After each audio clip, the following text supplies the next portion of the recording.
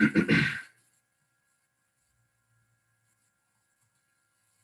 right, well, good afternoon, and welcome to University of Puget Sound virtually. My name is Robin Eigen, and I'm Director of Student Recruitment.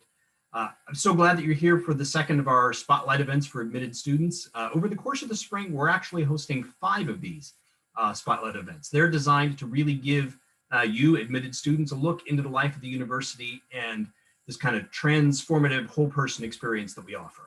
Our first event was focused on student life and activities. So the many ways students get involved outside the classroom. At Puget Sound, we, I think at our core, believe that involvement outside the classroom is really an essential part of the student experience, not an add-on, but part of the education. You're here this evening because we've invited you to join this remarkable community. So congratulations on your admission. In the coming months, you're really going to have an important decision to make. You, of course, know this. Our aim in these Spotlight events is really just to share student stories and whenever possible to have them told in their own voices so that you understand what it's like to be a student at Puget Sound. Our future Spotlight events are going to focus on a range of topics, including residence life, experiential hands-on learning outside the classroom, and food. That's right, we're hosting a special Spotlight event just for food, so don't miss the Taste of Tacoma Spotlight coming up in April. We hope you can come to all of them. I'd also encourage you to join us for a Choose Puget Sound event. Those are comprehensive virtual open houses on either March 17 or April 17.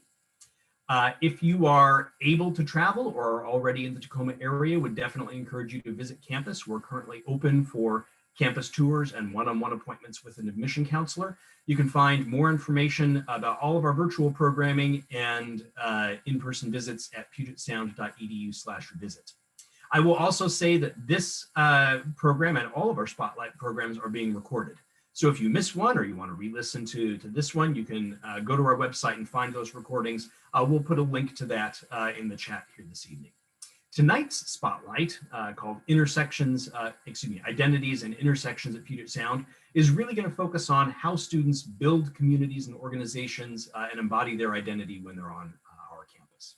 Before we get started, just a couple of housekeeping notes. First, closed captioning is available by clicking the closed caption icon at the bottom of your panel. Second, this is a webinar. That means you can see and hear us, but we can't see or hear you, so don't worry about background noise or if you need to get up for a moment. We do, however, want to hear from you. We've got a team of admission counselors behind the scenes who are here to answer your questions. We're also going to take select questions live. So be sure, if you have thoughts or contributions, make sure those get in the Q&A feature so that we can really be attentive to you. If you have access to the chat, don't use that. It's the Q&A that we want to use. So now I'm going to get us started. I'm going to introduce my colleague, Brittany Jackson. Brittany is the Assistant Director of Admission and the Multicultural Recruitment Coordinator in the Office of Admission. Good afternoon, Brittany. Good afternoon, Robin. Thanks so much for the introduction, and hello to everyone out there. So excited that you all are joining us for this Spotlight event. This is a Spotlight event that is particularly close to home for me. I love talking with students and hearing about their identities and how they identify and their intersections and how they have to embody that on campus and what that experience is like, as Robin mentioned earlier. So for just a bit more context as to who I am an assistant director of admission, multicultural admission coordinator. It's my job to think about access to the institution, who is represented on campus, how are they represented on campus, where can we go find all these talented students and make sure that our applicant pool is as diverse and varied as our many cultures and as our world that we live in. So I've been at the institution for about 5 years, but 6 admission cycles if you count in admission cycles, and those can be a little bit like dog years. So I've been here for a while, but I'm also so excited to have to introduce you all to and to make sure that you all have a chance to connect with some of my favorite students on campus. We're not supposed to have favorites. But these students are truly incredible. They're doing some wonderful work, not only in our office, but around campus. And they've really built some wonderful communities here as well too in their time. So I can't wait for you all to meet them and hear about their experiences. This panel is not only going to be talking to them about those experiences, what building community means, what does it feel like, but also we're going to be talking about really big topics, right? Like identity and intersectionality. Even though this is a short panel, we are going to be covering some big topics, and I want to make sure that I offer you all with some definitions too. Because we are a college and we want to be as thoughtful and thorough as possible. So when we think about identity, I actually really like to use the definition of Dr. Yaba Blay, who was a professor at Rutgers University and does some really incredible work around identity and race.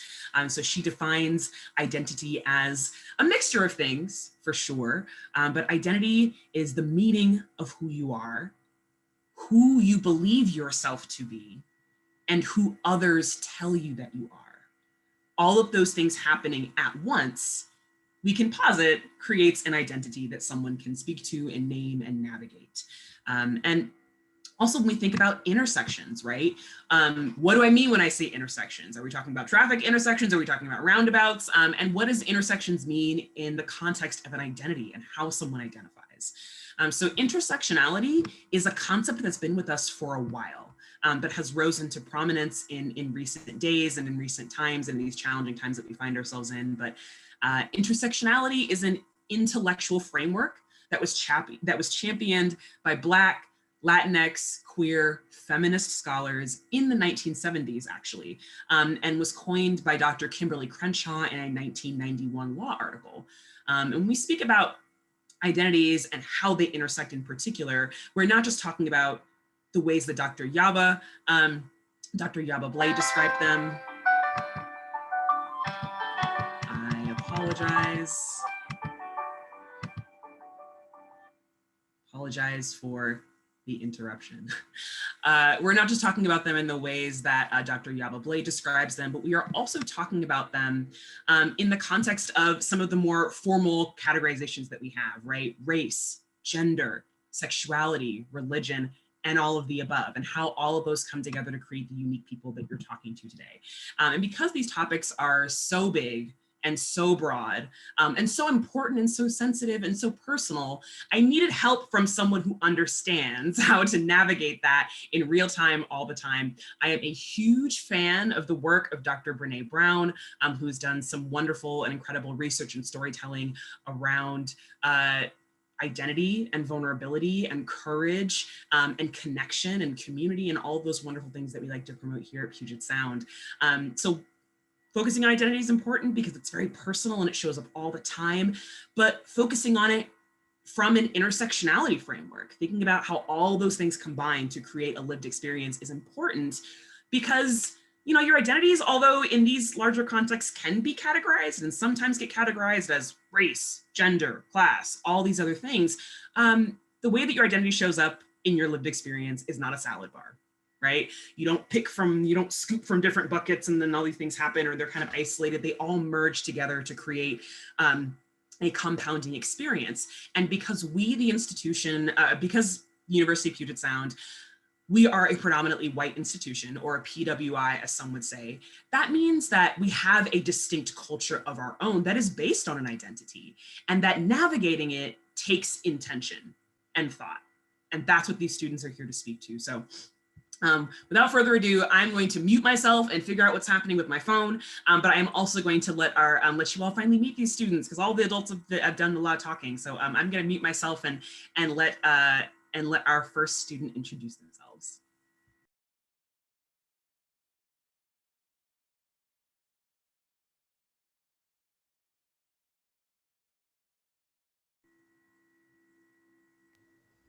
I can start us off. My name is Lenora, and I'm a senior at the University of Puget Sound. I'm a double major in English and Spanish with an emphasis in creative writing, and in Spanish in language, culture, and literature. I'm also a music vocal performance minor. And some of the things that I'm involved in on campus or that have been really gratifying and important parts of my experience. I'm the co-founder and previous president of the Coalition of Multiracial and Biracial Students, which is an identity-based club on campus. It's also called COMES, the acronym. And I'm originally from Alameda, California.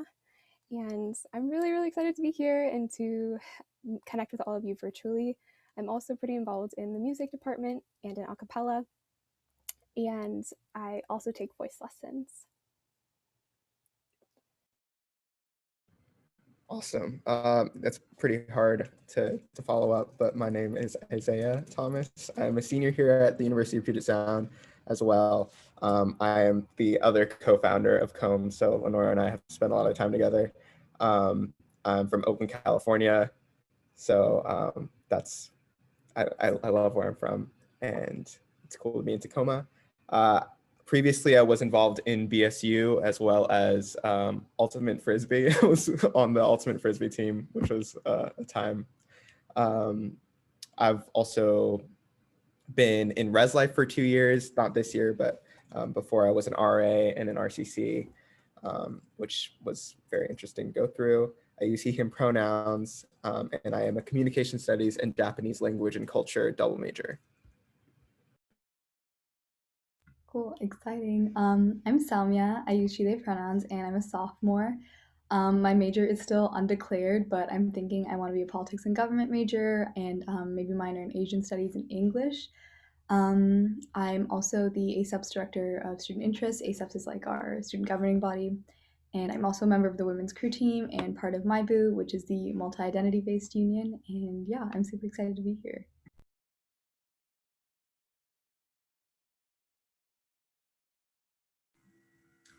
All right, I'm back now and I fixed my phone issues, AKA I've turned my phone off. Thank you all for introducing yourselves. We're gonna get this Q&A started and get things rolling actually. So if you all would like to turn on your cameras and we can get this, this party started and get these questions going.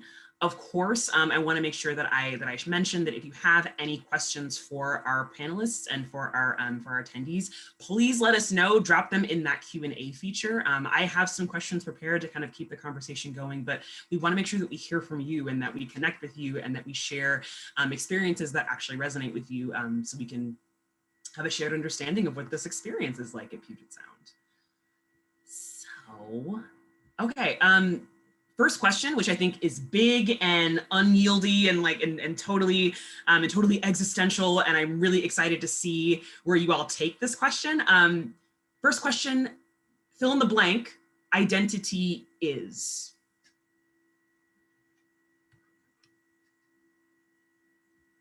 Identity is. What is identity? Identity is.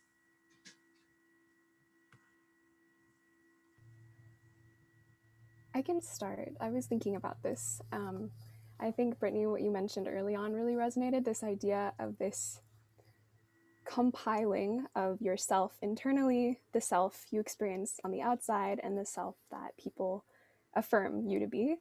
And so I really think that identity is a compilation of all those things. So for me, I think of my multiracial identity, I think of my queer identity, I think of my musicality and my experiences in academia that kind of compile to add into what I experience as identity.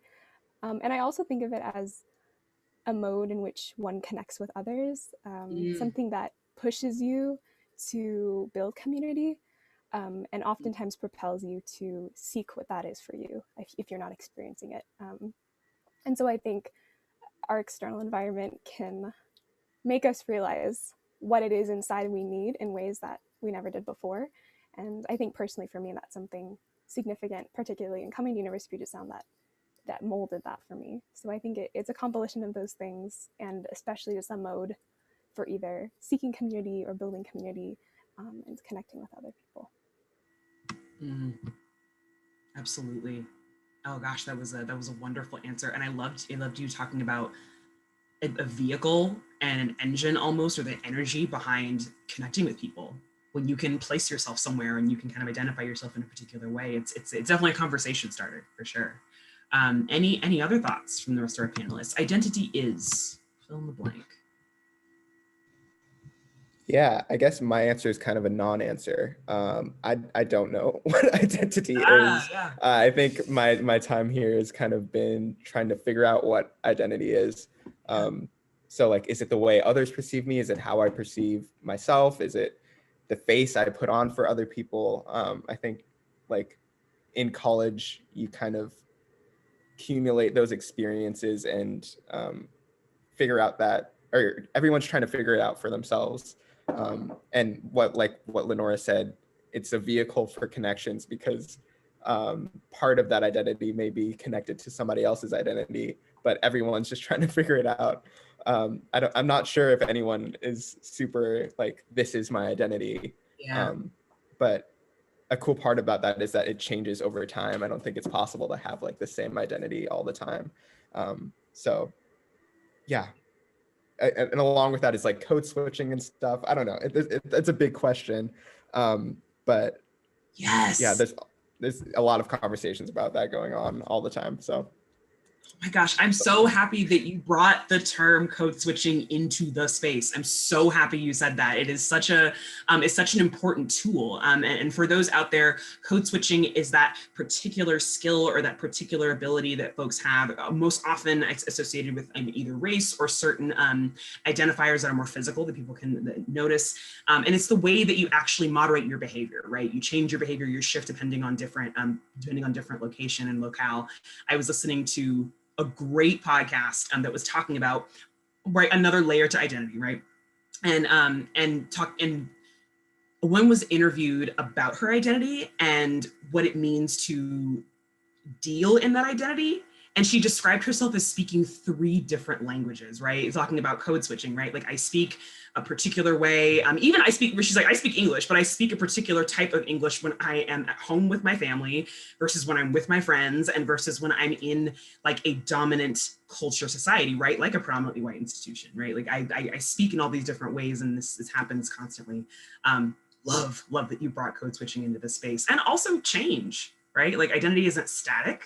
It can sometimes be easy to categorize it that way, but that everything is constantly changing. It's one of my favorite Octavia Butler quotes, actually. Like everything is change. Everything is constantly, the only constant is change. Yes, absolutely. Ooh, Salmia, do you want to give your thoughts? And then actually we have some questions that are popping into the chat really quickly so we can actually ping it over to the audience too.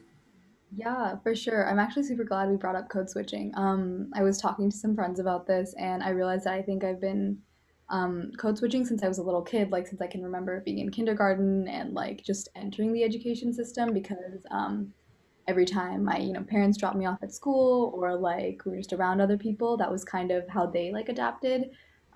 Just with immigrating and like automatically code switching in like the hopes that that would make our interactions easier, and that it would make the world easier for us to navigate, kind of with assimilating our identities.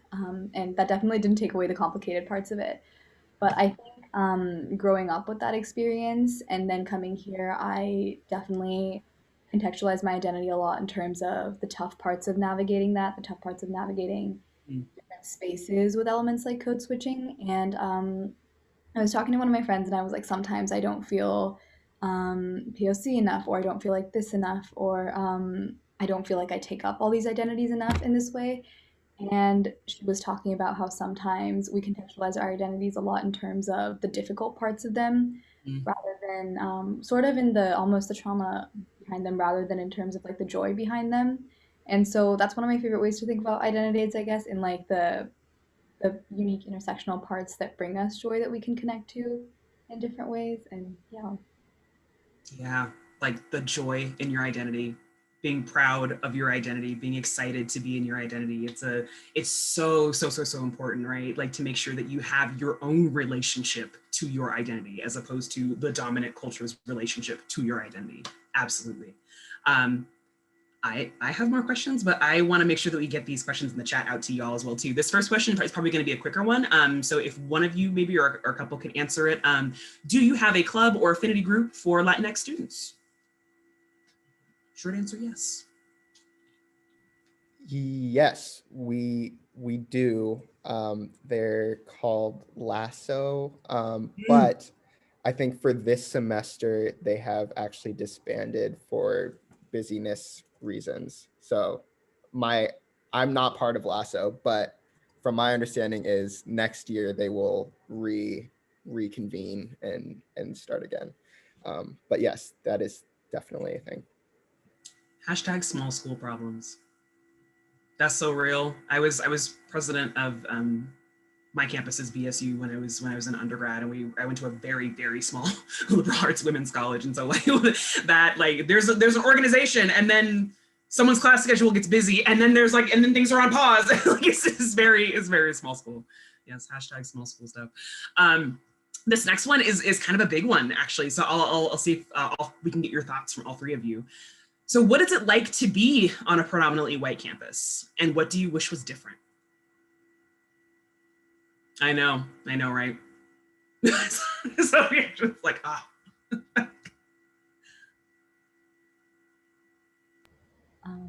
I don't have an immediate like kind of catch-all answer because there's so many different things that makes me think of. And I don't want to, I guess, gloss over all the different parts of that. But one thing that I will say, I think, is being in a predominantly white institution, I think makes you think a lot about your identity and how you navigate those spaces as someone who has not historically had been part of those kind of dominant groups of power. And you realize that, and then you realize how that still impacts you in your institution and how you still have to navigate that. And so I think it does make you think a lot about your own identity and how you're going to navigate those spaces and the ways that you're going to assert your identity too, and kind of sit in that with yourself and be in community with others. And I don't want to kind of gloss over the difficult parts of it too, but that's one thing that I think has definitely come of being here.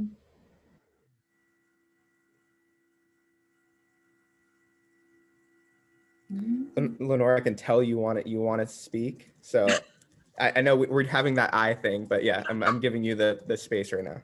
Okay, thanks, Isaiah. Samia, what you said made me think about something that I think I've reflected on a lot in my time here, and it's this idea of identity, your identity personally, being so magnified when you're forced to do that in a space. And I definitely think that there's an amount of introspection and realization and shifting that occurs when you're in such a white space. And I mean, for me, like, I had never been around that before. That was not my normal. That was not like what I was accustomed to. And that's something that I recognized visiting the university for the very first time as a prospective student. And I was like, oh wow, this is very white, and I don't know if I could see myself, really thriving here. And I actually think because of that, it added this sense of urgency to being able to articulate and self-actualize a lot of the things that I think otherwise would not have been possible. And it has created this space where there's an immediacy to concepts that we're learning in courses or concepts that people are theorizing, because you see that visually around you in a space that is in a way that is very tactile. So I would say, like, it's such a give and take, because of course I wish sometimes, like, I could have been to a bigger school with a lot more people and a lot more ethnic diversity, but that reality of being in that space would affect oneself very differently. So I think it's really hard. It's a hard question, and I think it affects everyone differently, and that of course shifts depending on the individual and their intersectional identity, the experience of their own self. But I think something of what you said made me really think about that, and I just wanted to add that into the space. Yeah, echoing what both Samia and Lenore have said, being at a wait, sorry, I kind of forgot the question. Hardships of being at a predominantly white institution? Yeah, what's it like to be at a predominantly white campus, and what do you wish was different? The second part.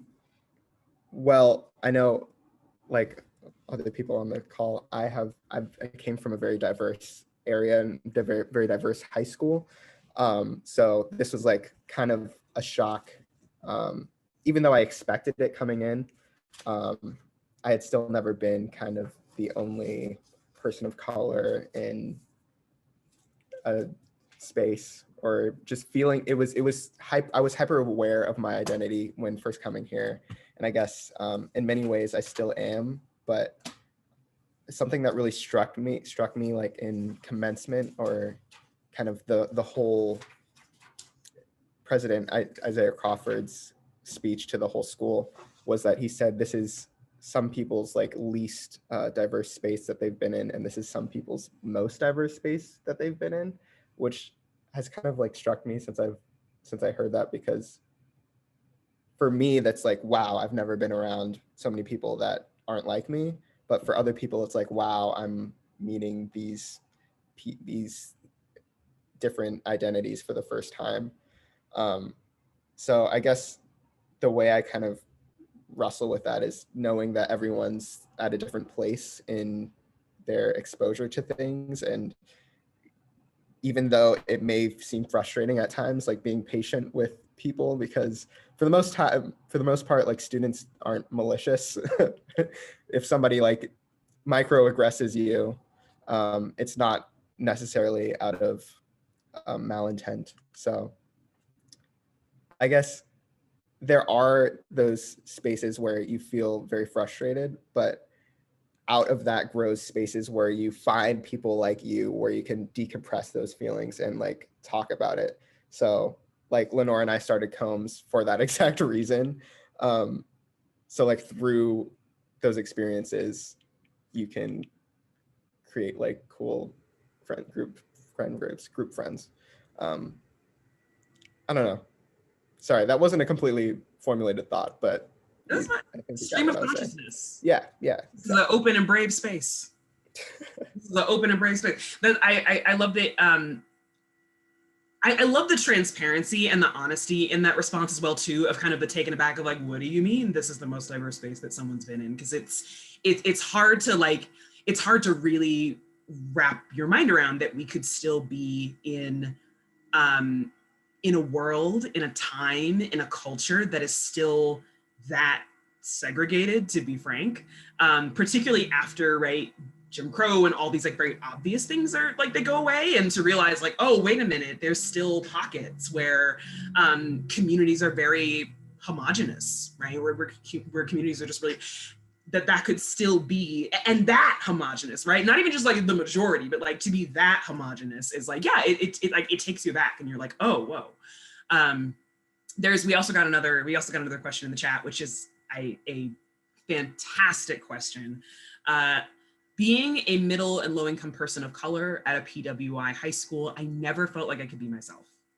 At Puget Sound, do you feel comfortable in your own skin? And do you feel that you can express your identity freely here?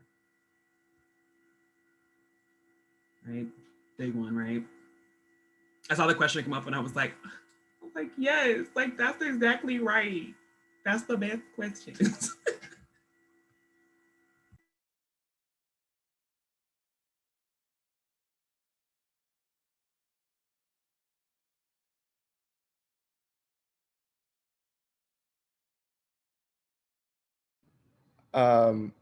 Well, that is a big question. I think kind of falling back on what we talked about before, like code switching, there are definitely a lot of spaces where I feel the need to put on a certain face at this institution. However, well, I would feel like that's probably the majority of the time, but like spaces meant for finding people like you and like kind of embracing your identity. There are outlets like that so that you can be yourself, I would say. And if there isn't that, then like creating a space for yourself is a thing, I guess. This is the worst way of phrasing it, but stream of consciousness again. I feel like when I'm in spaces like with my friends who share that identity, like I can be myself here. And that's something that I think a lot of people like me didn't really realize coming in here. Like in their visits, they just see like, wow, no one's like me. But like out of that, you build stronger community, I would say, like with people that are like you, because everyone's looking for that, like that communal, I don't know what the word is. Anyway, Lenore and Samia, have you had time to think about your answer? Because somebody needs to to talk better than I am. You're doing great. Sounds great. I really like the way you phrase that because I think it's so true that when you realize the necessity for seeking out what it is you feel is missing around you, it adds this really resonant pathway for a type of connection that I think otherwise would not be the same. And I think my first semester here too, I was really like, I'm really missing something, and I need to start to think about what that is and how I can make it for myself, because it's like a little bit of a gaping hole. And so being able to put a finger on what that is exactly, I think is huge. And I don't know, I really like this question as well, because I think this idea of feeling comfortable in your own skin and freely expressing yourself, I think there are in some ways that I feel able to more freely express myself than in spaces for where I grew up, which is interesting because it seems kind of antithetical.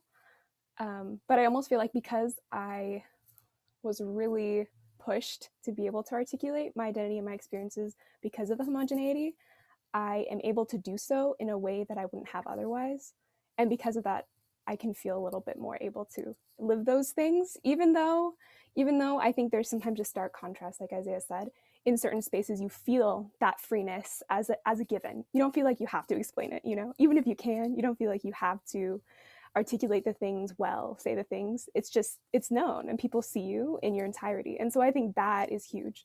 And being able to find those spaces or create those spaces is something that has definitely been one of the most important things about my time here. Yeah, I definitely agree with that. This might also be a little bit of a stream of consciousness. I'm still trying to figure out what's in my brain. But yeah, I remember my first semester here, I was also like, something is kind of missing and I wasn't sure what it was. And my RA was also a student of color. And so I was able to kind of reach out to him and like be introduced to a lot of other students of color in like classes above me and just around me in my own class as well. And I think just what you were both talking about, Lenora and Isaiah, I think that pushes kind of an intentionality in deciding who you want to be around. And as you're kind of growing into yourself, deciding like the spaces that you want to occupy, the person that you want to be, which I feel like sounds like a lot of pressure, but I think it really helped me think about the spaces that I want to occupy and I guess kind of the ways that you want to assert your identity, and regardless of the spaces that you travel between on this campus. I feel like I'm losing my train of thought a little bit here, but I think you build feeling comfortable in your own skin through that experience, and that being somewhere where there is a lot of homogeneity makes you kind of forces you to think about what cultivating your own self looks like. And so I think I like now that I'm thinking about having this experience now, it kind of scares me to think about having it later or like outside of college. And so I feel like the community that we do build for ourselves, like with other students of color or just within the spaces that we feel comfortable, is something that plays a huge role in kind of cultivating yourself. I don't know if that made that much sense, but yeah. Oh, absolutely. Yeah. Yes, all of that, yes. But also I think it's worth noting that like everyone in college is trying to find their identity and feel good in their own skin and like be able to express themselves. But as like a person of color at a PWI, like that's just an added layer that we have that like other people don't. So yes, I mean, everything that we're talking about, people relate to like on some level, but this added layer of race is just another part that we have to navigate. Yeah, and navigate it in an incredibly ethnically homogenous part of the country. And I feel comfortable speaking to that because I myself was born and raised in Seattle, Washington. The Pacific Northwest is my home. And I very intentionally sought out more diverse spaces when I was in high school because going to a predominantly white public school even, right? Like navigating navigating all of that and what that felt like was very real. So, so at least as a Pacific Northwesterner, I want to at least put this out there, that the other layer to making all of these kind of moments important or just kind of full or really tense, is the fact that in the Pacific Northwest, we are, I like to say that we are very, very nice people. It's more of we're not very clear people. Right? We have a very nice culture in the Pacific Northwest, as opposed to a very kind culture that you might see other places. And I didn't even know that we had a nice culture in the Pacific Northwest until I did undergrad in the Southeast, where, if you've ever been in the South or ever lived in the South, folks in the South are, they're clear, right? So there's a lot of formality, there's a lot of, hi, how are you? Make eye contact with me, right? All of those kind of things, which was hard for me coming from the Northwest. It was like, why are you talking to me? Why are you greeting me in the morning? This is so inappropriate. Why are you saying hello to me? So yeah, it took me a lot. And it was the first time that I actually realized, like, oh my gosh, this place has influenced me in a particular way. And where I feel uncomfortable sometimes even being approached in certain ways or talking about these things, because our culture in the Pacific Northwest is very nice, right? Be nice, be kind, small talk, all those kind of things, but not always clear. So it adds another layer of tension to, I think, and another layer of things to navigate. But also, to be fair, doesn't really get talked about a lot, right? Even leaving the Pacific Northwest, I will never forget a question that I did get on campus was, there are Black people up there, right? So I don't even think a lot of folks know what to do with just kind of our part of the country in so many ways.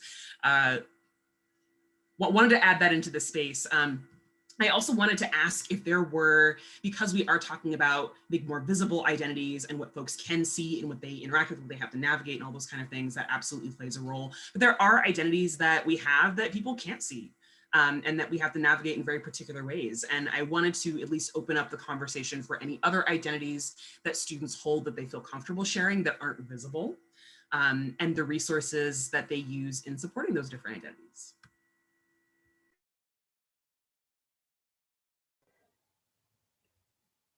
Yeah, I can talk a little bit about my personal experience and just kind of resources and avenues of support. In terms of identity, I think one of the questions was about queer environments and spaces for students identify as queer. And that's definitely a huge part of my identity. And I came out when I came to college, like pretty much like right away. So that was like huge. I kind of met Isaiah too in the beginning of that journey, so that was kind of fun. So he kind of knows me throughout my trajectory. So I wanted to mention that because I feel like that's relevant.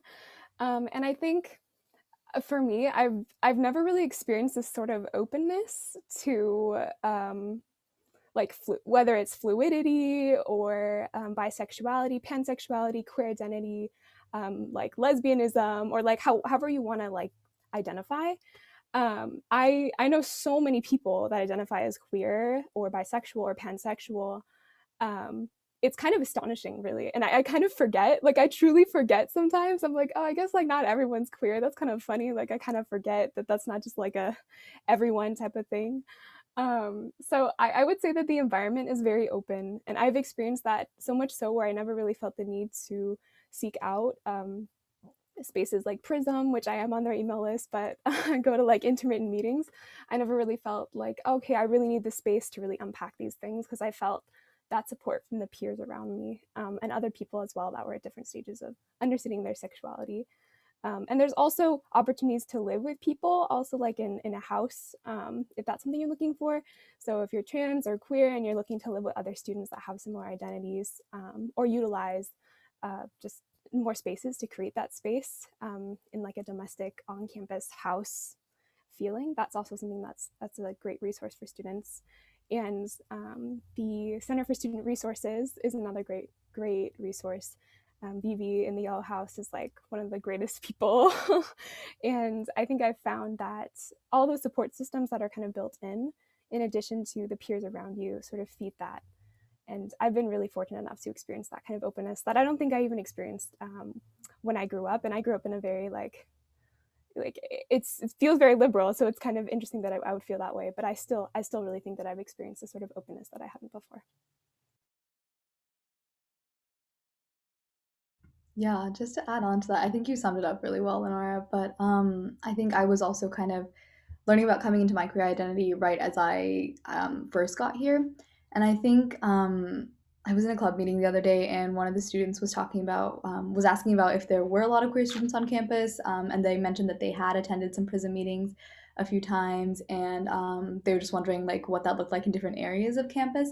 And I think you summed it up really well with talking about that huge openness of like feeling supported in a lot of different spaces on campus in queerness and in different forms of identity, and how while there are like clubs and resources to support that, they aren't necessarily concentrated like only within those spaces. And I think there's a really beautiful kind of intersectionality of identity and different spaces that people are involved in that still fully engage with queerness and other forms of identity. And I think also something that I didn't like realize would be so impactful was kind of the intersection of identity and academia, and learning about like through our like gender and queer studies program, or my first semester I took an SSI on, I think it was like institutions of marriage, and it was really interesting learning about, I think, just academia and like identity through that, and that is a form of sort of validation and contextualizing yourself in these histories.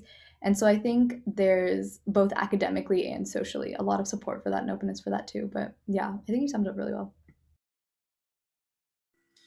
I want to see if we can do maybe some lightning round questions, because we are approaching not the total end of our time together, but like, you know, we're coming to a close pretty soon here. So I want to do some lightning round questions, and seeing if you all can help me define some acronyms and terms that we all talked about. So one, what is the Yellow House, or the Yellow House / Student Diversity Center / Social Justice Center? What is it? What are they? I can start, and then anyone else can add. When I think of the Yale House, I think of it as sort of the concentration of student resources in a variety of different ways. So we have a clothing closet and a food pantry and a lending library that all kind of links together in that space. There are these cute little houses right across from each other on campus. The Yellow House is one of them. The Blue House is also the Student Diversity Center, also the SDC, which is where we usually have comms meetings in normal times. And it's also just a great place to connect with friends, comfy couches. That's where our food pantry is too. So if you're experiencing any food insecurity or know someone who is, you can get swipe access, and whenever you need, go in, get whatever you want. You don't need to like write your name or anything. You just write what you take, and then they replenish. And so it's a really great resource for students. It's also where our lending library is located. So if you're wanting to get some textbooks and it's just like you're kind of already spending a lot of money on textbooks, whatever it might be, you can utilize lending library, and there's a ton of books, particularly for most all the intro level classes and upper division courses as well. So that's all in the Blue House. And I don't know if anyone else wants to pipe in too, because I can keep going, but I wanna leave space if anyone else wants to. Okay. And the SJC is the Student Justice Center, which is the greenhouse, and that is right next to the Blue House. And that's another space for students to organize, and different identity affinity-based groups oftentimes will use the space. There's also a kitchen in there. There's a non-denominational worship space, meditation space. There's also a shower and bathroom for any student that's wanting to utilize that if they don't feel as comfortable using it in their shared living situation their first 2 years, if that's something you're looking for as well. But it's another great space to connect with others. And the Yellow House is also packed with more resources. So if you have any specific questions, or you're looking to utilize the clothing closet or bring clothes for the clothing closet, that's another great spot that's located in the Yellow House. But yeah, I feel like hopefully that covers that question and was helpful and not too rambling. Oh yeah. Any other resources or spaces or Instagram handles that you all want to plug before we get into some lightning round questions?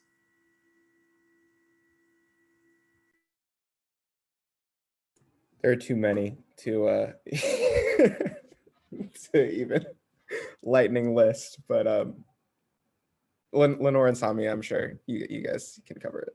I was just saying there's so many. Exactly. Samia, you mentioned an acronym earlier, MIBU. What's MyBoo? And what's MyBoo and what do they do? Yeah, MyBoo is the multi-identity based student union. Sorry, the words left my brain for a second. But their Instagram, I believe, is at MyBoo underscore. Oh no, yeah, just at MyBoo 20 and then 2x. I didn't explain that well, sorry. But they kind of list all the identity-based organizations under in their little Instagram bio and have more links to that too. So it's a really helpful like central place to get connected with a lot of identity-based organizations on campus. And they're also doing a lot of really good work now with advocating for what students need on our campus, what students have been asking for in terms of things like accommodations, in things in terms of like diversity trainings, and just really being proactive in talking to the administration and different parts of the student body in advocating for just what students have needed for a long time and what we are trying to get. But yeah. Absolutely, absolutely. That's awesome. Last couple questions. First, what's something that people get wrong about you?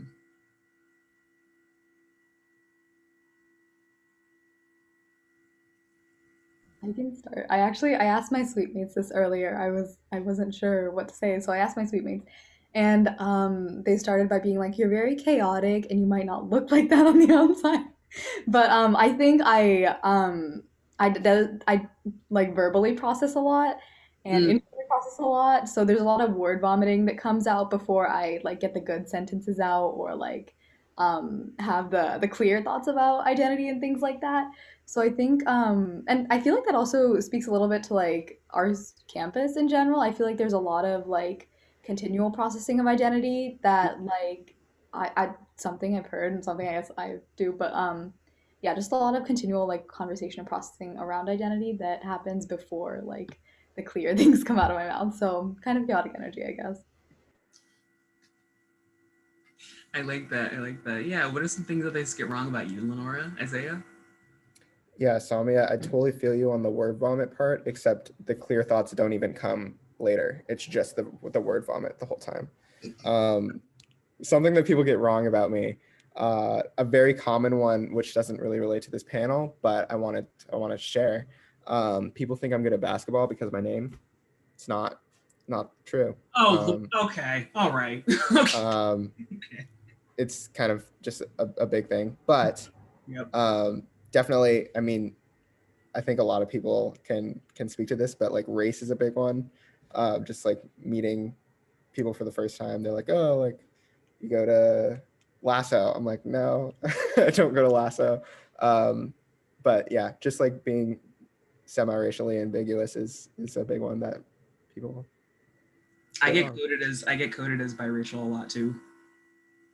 Yeah, but people won't like ask me if I am. They'll just be like, "Oh, is one of your parents white?" And I'm just like, "Oh, this is a lot, and we're at brunch now. This is a lot. Thank you so much for asking." I mean, we're literally eating eggs, but like I guess I can get into my parentage and my lineage. Go ahead, go ahead, Lenora. Oh my gosh. I was gonna say the same thing, Isaiah. Like, I think that's been something that's happened a lot. Whether it's people just like being kind of like question marks, or they're like, you're multilingual, but like your last name's Yi, but like you kind of like say this and you're from this place. There's just sometimes kind of just questions. So I feel like I've been kind of accustomed to that.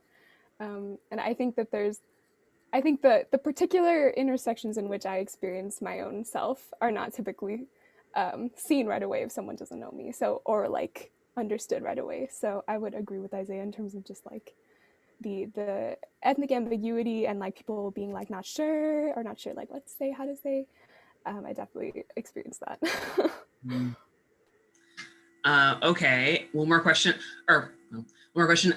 What's the last show that you binged and loved?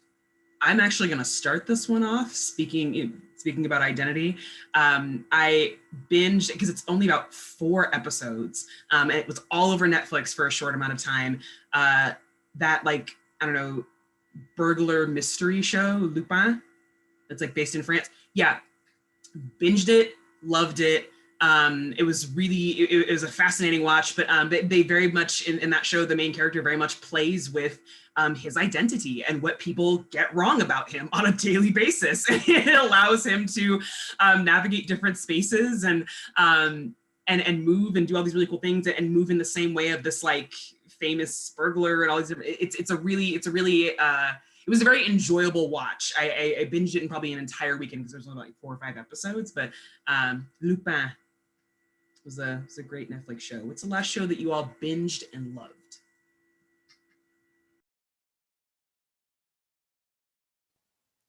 I feel like there's two, and also I love that you mentioned that because I saw it and I was like, wow, I really need to watch that. It looks incredible. So good to know that it's a good one. For me, it was probably Control Z or Control Z. It's so good. It's on Netflix. And also Las Chicas del Cable. I really did watch all of that in Spanish over break, and there are a lot of seasons. And at the end, it's a lot, but I was there and I watched all of it. So, Cable Girls. Yeah, I'm currently watching Vampire Diaries with my house. So that's, I mean, I didn't think I would like it as much as I do. And I'm really into it. The whole Damon, Stefan, stuff. Yeah, really into it. One of my suite mates is also really into Vampire Diaries, but I've only caught like little pieces of it, so I'm kind of jumping around in the plot, but it is pretty good. The last thing I binged and like finished though was The Legend of Korra, which is I never ever saw like brown characters represented in like animated shows or like children's media or anything. And the show is so deep too in the ways that it talks about like colonialism and like genocide and spirituality and like I think they talk about her PTSD and mental health and like it's so good. And I think I finished it and I was like, I'm gonna become a screenwriter. So it was really good. And I'm also in the middle of New Girl right now. I don't know what season I'm on, but I'm somewhere in the middle. But yeah. Samia, I'm so happy that you mentioned Legend of Korra. Also, honorable mention to Avatar: The Last Airbender. I'm absolutely in an Avatar: The Last Airbender home, and like the animated series. You know what I'm saying? Like just to keep it a buck, just to keep it 100. I so loved Legend of Korra, and it took me a while to actually come around and actually watch it, because there's a little bit of you that hangs on to like the Avatar and all that and that show and what it was and just how beautifully that story came together and how like perfectly contained it was. But I so enjoyed Legend of Korra.